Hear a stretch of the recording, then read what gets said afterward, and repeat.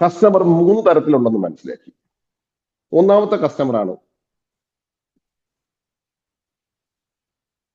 Hot customer.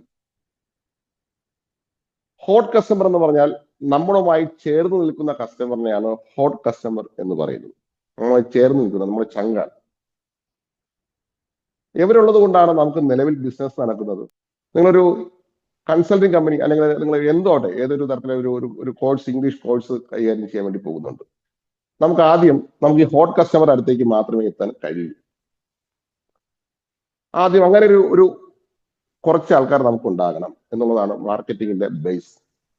രണ്ടാമത്തതാണ് warm customer. Warm customer എന്ന് പറഞ്ഞാൽ നമ്മളെ അറിയാം, ആരാണെന്ന് നമ്മളെ അങ്ങോട്ടും ഇങ്ങോട്ടും തിരിച്ചറിയുന്ന ആൾക്കാരാണ്. പക്ഷെ നമ്മുടെ കസ്റ്റമർ ആയിട്ടില്ല, നമ്മളായിട്ട് അങ്ങനെ ഒരു പ്രോഡക്റ്റ് ഒന്നും വാങ്ങുന്ന ആകില്ല. അടുത്തുള്ളതാണ് കോൾഡ്. കോൾഡ് എന്ന് പറഞ്ഞാൽ നമ്മളെ അറിയില്ല, പക്ഷെ നമ്മുടെ മാർക്കറ്റ്, നമ്മുടെ കസ്റ്റമർ ആകേണ്ട ആൾക്കാരാണ്, നമ്മൾ ടാർഗറ്റ് ചെയ്യേണ്ട ആൾക്കാരാണ് ഈ കോൾഡ്. ഒരു ബിസിനസ് വിജയിക്കണമെങ്കിൽ, ഏത് സംരംഭവും വിജയിക്കണമെങ്കിൽ നമുക്ക് ഹോട്ട് ഉണ്ടാകണം, ഒരു വാം ഉണ്ടാകണം, കോൾഡ് ഉണ്ടാകണം. എപ്പോഴും വാംകാർ എപ്പോഴും ഹോട്ടിലേക്ക് എത്തണം, കോൾഡ് വാമിലേക്ക് വരണം. ഈ പ്രോസസ്സ് എപ്പോഴും ഒരു സർക്കിൾ പോലെ നടന്നുകൊണ്ടേയിരിക്കും. എങ്കിൽ മാത്രമാണ് നമുക്ക് ബിസിനസിനെ ഒരു വൻ വിജയത്തിലേക്ക് എത്തിക്കുവാൻ സാധിക്കുക.